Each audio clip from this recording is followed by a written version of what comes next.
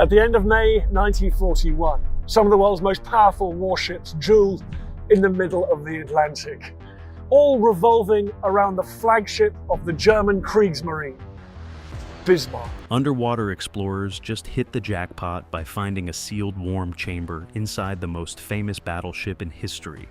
This drone was built to handle the crushing pressure of the deep ocean, but it was not built to find a working heater inside a shipwreck.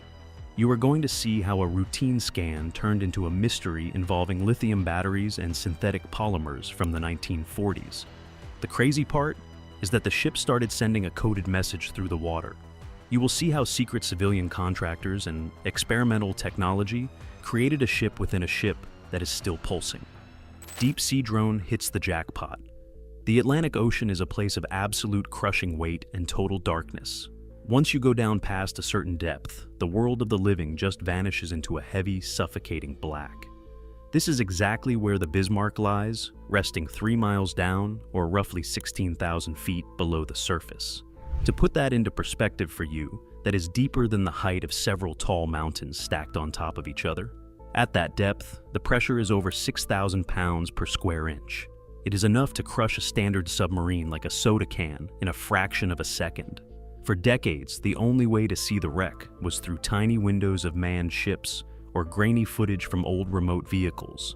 But 2026 was different, because this was the year researchers deployed the Prometheus 10. This is a Hadal-class submarine drone built with one purpose, which is to go where humans physically cannot. To have second dive in an open ocean and for pretty much everything to work in the history of manned submersible operation. This machine is a beast of engineering designed to withstand pressures that would pulverize titanium. It was equipped with special scanners and thermal imaging arrays that allowed it to make fast decisions in pitch-black conditions. When the team lowered it into the water, the mood was electric, but also very tense. They were looking for structural details, or maybe some new damage for the historical record. Nobody expected the history books to be rewritten that day. As the drone descended, the data monitors on the surface ship glowed with the usual numbers as the depth increased and the temperature dropped. By the time the drone reached the bottom, the water temperature should have been barely above freezing. That is just how the deep ocean works, because everything down there is frozen in time and devoid of heat. But then the thermal alarm on the control deck started blinking and everything changed. At first, the lead technicians thought it was a glitch, so they tapped the screens and rebooted the sensors. But the data held firm as the drone glided over the port side of the hull. The cameras scanned the massive armor belt that once protected the ship from torpedoes, and that is when the sensors picked up a spike. It was faint, but down there any heat is a massive red flag. Bismarck is a quantum leap for the Germans, and no question. Metal that has been sitting in freezing water for over 80 years does not generate heat because it physically cannot. The drone moved closer, and its thrusters kicked up small clouds of silt. The camera focused on a section of the hull that had always been overlooked by other teams. It was a 12-inch thick armored wall that had remained sealed through the sinking and the impact with the seafloor. The heat was radiating from right behind that wall, and it sent a shockwave through the control room. You have to understand that ships usually cool down to the temperature of the ocean within hours of sinking. For the Bismarck to still be emitting heat implies there is an active source inside. Some experts immediately jumped to chemical theories and argued that maybe the metals were breaking down in a way that created a slow fire. But the chemistry did not add up because the reaction was too steady and too localized. It was concentrated directly behind a specific reinforced wall. Theories started flying around the room about the electrical center of the ship. Historians pointed out that the Bismarck had independent oxygen systems and backup batteries designed to keep systems alive, even if the engines failed. But those batteries would have died 70 years ago, and there is no battery tech from the 1940s that could hold a charge this long. Then the whispers started about classified equipment inside that the Navy never documented. We know that toward the end of the war, technology was advancing at a terrifying rate. There were rumors of experimental power modules and targeting systems that were years ahead of their time. But even prototype tech needs a power source, unless the power source was something entirely different. The drone operator adjusted the contrast on the thermal feed and noticed the heat signature had geometry. It looked almost rectangular, like a bank of servers or a row of machines running in standby mode. The implication was impossible, but there it was on the screen. The Bismarck was not just a dead wreck, because a specific part of it deep within its gut was acting like it was still alive. If something is generating heat, then it means something is consuming energy. The team decided to move in closer, and the drone extended its manipulator arm to get the sensors as close to the metal as possible. They needed to know if this was a natural thing or something artificial. And that is when they saw the warping on the steel plates. The armor around the heat source was not just rusted, but it was distorted and bent outward. It looked like something inside was pushing against the metal, or the pressure inside the room was different from the ocean outside. This changed the mission instantly from a survey to an investigation of a mystery that defied physics. The ocean is supposed to claim everything eventually, but this chamber was fighting back. But the heat was just a small piece of a much larger and scarier puzzle. Slimy residue defies modern science. The drone hovered inches from the warped plating, and the lights cut through the darkness to show the scarring on the side of the battleship. But the researchers were not looking at the rust anymore, because they were looking at a substance that had no business being 3 miles underwater. Around the seams of the sealed plating, there was a thin, oily film oozing out from microscopic cracks. It was transparent and shimmering slightly in the artificial light, while looking almost like a gel. In the deep ocean, you expect to see rusticles, which are icicle formations of rust created by bacteria. You do not see clear, thick slime that looks like industrial lubricant. The lead scientist commanded the drone to take a sample, which was a very delicate operation. The arm of the drone is precise, but scraping a sample off a decaying ship requires nerves of steel. One wrong move could break the plating or damage the drone. Slowly, the mechanical claw extended and a suction sampler pressed against the hull. When the sample was brought back to the surface hours later, the analysis began immediately. The team expected it to be some strange deep-sea bacteria, or maybe a pocket of fuel oil that had leaked over decades. Fuel oil from World War II ships is a common find, but it usually turns into a thick black sludge. This was not black, and it was not sludge. Under the microscope, the substance was clean and did not have the structure of biological material. It was not bacterial, and it was not fungal. It was synthetic. The chemical breakdown revealed a structure rich in silicone and lithium compounds. This result baffled the lab because silicone polymers of this grade were not standard in 1941. While silicone research existed back then, it was only in its infancy. This material looked like a stabilized energy gel, which is something you might find in a modern nuclear cooling system.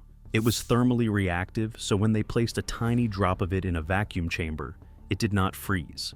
It actually thickened and reacted to the pressure by becoming more durable. It was like a seal that gets stronger the harder you push on it. A chemical engineer on the team called it a smart fluid, but how could a battleship built in the late 30s have this? This fueled a new wave of theories about the chamber being a storage unit for experimental materials. We know the war machine was desperate for advantages, and they were experimenting with synthetic rubber and advanced fuels. Maybe this gel was part of a vibration system for delicate prototype radar equipment. If the ship fires its massive 15-inch guns, the shock wave would shatter glass tubes instantly. You would need a shock absorption system, and this gel could be the fluid for a room designed to keep sensitive gear safe. But there is a darker theory because some historians have pointed to whispers of a project to create sealed compartments that could survive a sinking. The idea was to create a capsule that could withstand the crush depth and preserve codes or machinery for a retrieval that never came. The presence of lithium in the sample is the smoking gun for many because lithium is a key part of batteries. Finding it in a liquid leaking from a warm room suggests that whatever is inside is leaking battery fluid. It suggests a high-density power storage system that has degraded but is still chemically active. The conspiracy theorists went full throttle and started talking about preservation systems. While that sounds like science fiction, the concept of medical preservation was being explored during the war. Was this residue evidence of a failed attempt to keep something in a state of suspended animation?